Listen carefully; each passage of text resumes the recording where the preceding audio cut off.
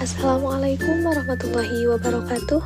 Halo everyone, perkenalkan nama saya Aulia Handayanti, mahasiswi dari Institut Manajemen Wiyata Indonesia dengan nomor induk mahasiswa 21031081, program studi administrasi bisnis.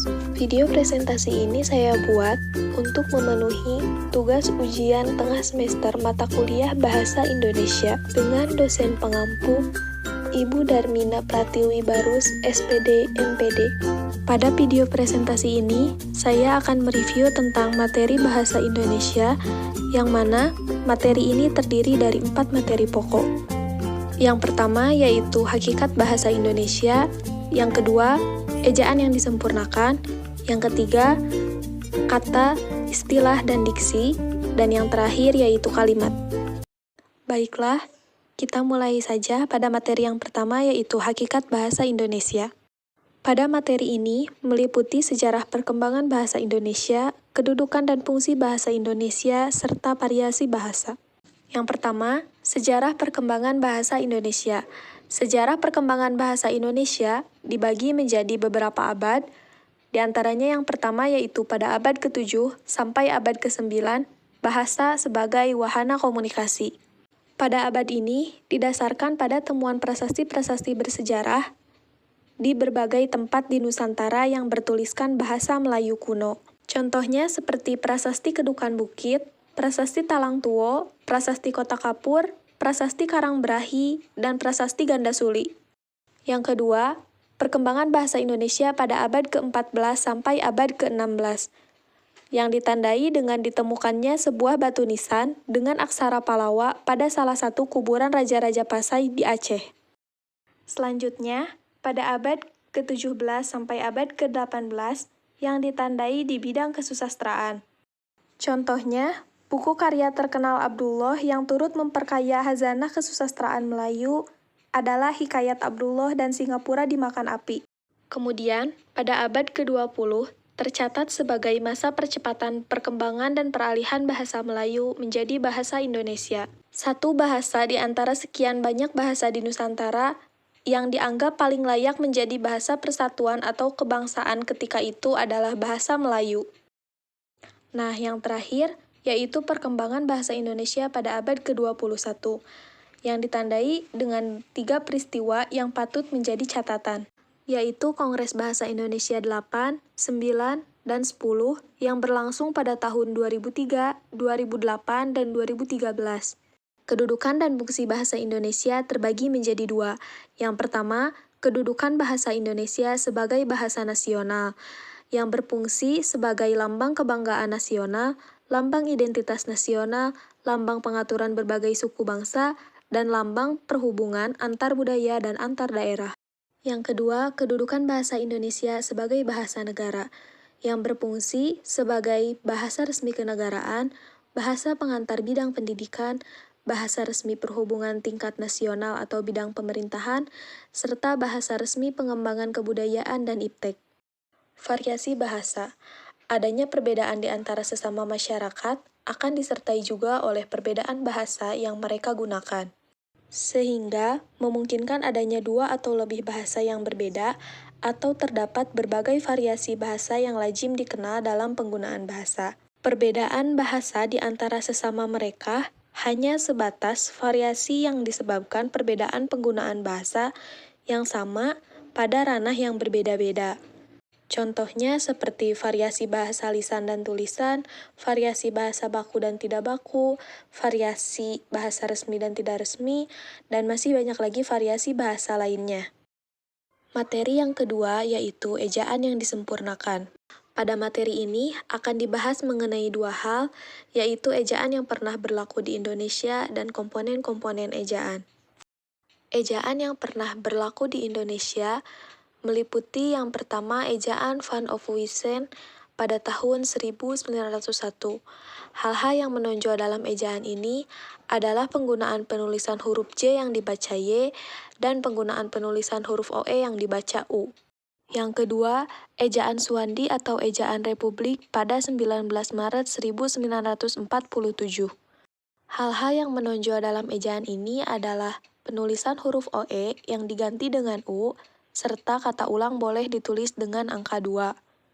Ejaan yang ketiga yaitu ejaan Welindo pada tahun 1959. Hal-hal yang menonjol dalam ejaan ini adalah munculnya huruf baru yaitu C yang menggantikan TJ dan munculnya fonem F dan Z.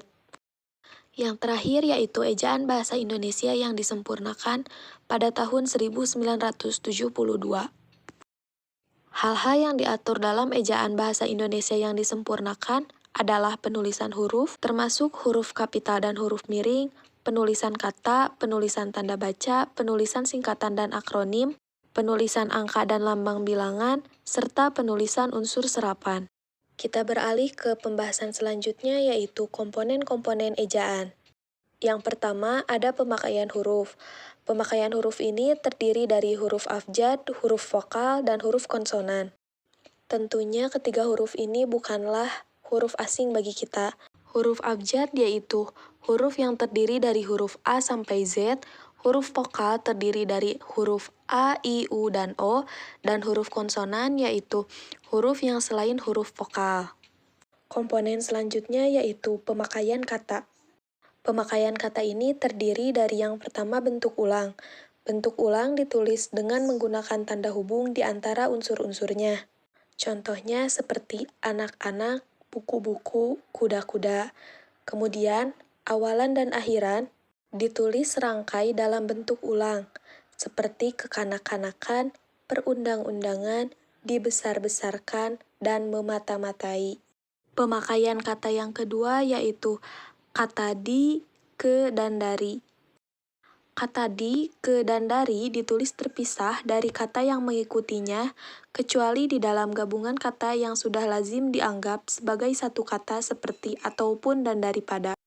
Pemakaian kata yang ketiga yaitu singkatan dan akronim. Singkatan ialah bentuk singkat yang terdiri atas satu huruf atau lebih.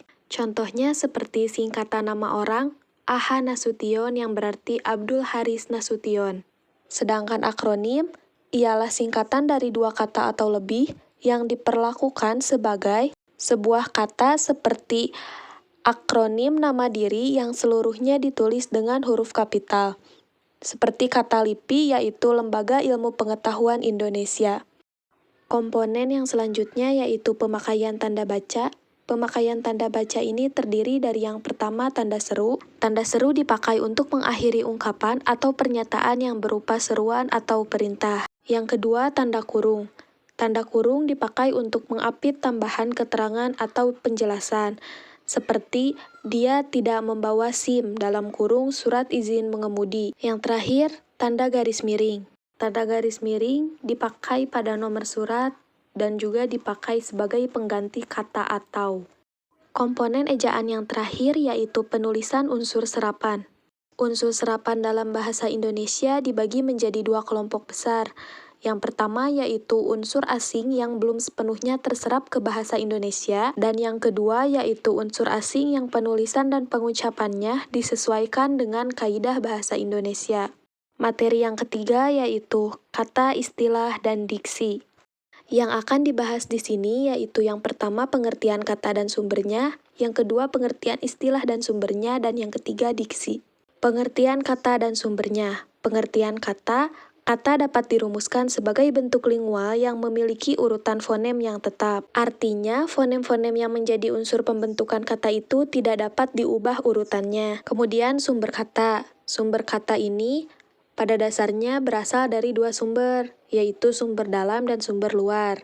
Sumber dalamnya adalah bahasa Melayu dan bahasa-bahasa daerah atau serumpun, sedangkan sumber luarnya adalah bahasa asing. Pengertian istilah dan sumbernya. Pengertian istilah dapat diartikan sebagai kata atau gabungan kata yang memiliki makna khusus. Artinya, dia hanya memiliki satu makna dan tidak ganda atau polisemi.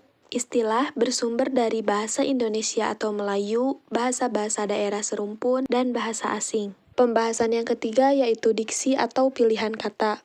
Diksi adalah kemampuan memilih satu kata yang tepat di antara sejumlah kata bersinonim untuk digunakan dalam konteks tertentu.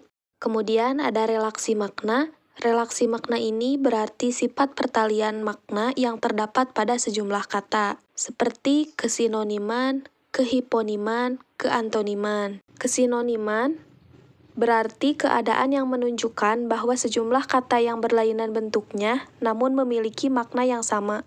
Selanjutnya, kehiponiman. Kehiponiman adalah keadaan terdapatnya sejumlah kata bawahan dari sebuah kata yang lebih luas cakupan maknanya.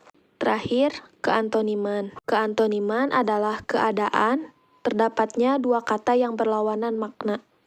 Materi yang keempat yaitu kalimat. Yang akan dibahas di sini yang pertama pengertian kalimat, yang kedua unsur kalimat, yang ketiga jenis kalimat, dan yang terakhir yaitu kalimat efektif. Yang pertama yaitu pengertian kalimat. Kalimat adalah satuan bahasa yang disusun oleh kata-kata yang memiliki makna yang lengkap. Kemudian ada unsur-unsur kalimat. Unsur-unsur kalimat ini terdiri dari subjek, predikat, objek, pelengkap, dan keterangan. Selanjutnya jenis kalimat. Berdasarkan jumlah subjek dan jumlah predikat, jenis kalimat terbagi menjadi dua, yaitu kalimat tunggal dan kalimat majemuk. Kalimat tunggal yaitu terdiri atas satu klausa, sedangkan kalimat majemuk terdiri atas dua atau lebih klausa. Berdasarkan kelengkapan fungsi sintaksisnya, kalimat terbagi menjadi kalimat lengkap dan kalimat tidak lengkap. Kalimat lengkap mengandung klausa yang lengkap dan kalimat yang tidak lengkap mengandung klausa yang tidak lengkap. Terakhir, berdasarkan susunan fungsi sintaksisnya, kalimat terbagi menjadi dua, yaitu kalimat inversi dan kalimat permutasi. Kalimat inversi yaitu kalimat yang mengharuskan predikat mendahului subjek. Sedangkan kalimat permutasi yaitu kalimat yang berpola terbalik. Pembahasan yang terakhir yaitu kalimat efektif.